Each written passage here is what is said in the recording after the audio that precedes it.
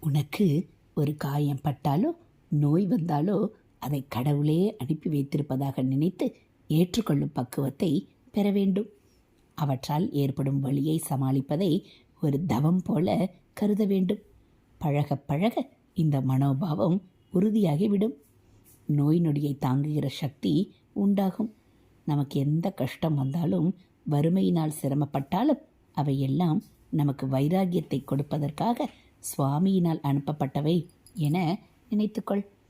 சாந்தமாக வாழ சாத்வீகமான உணவை உண்ண வேண்டும்.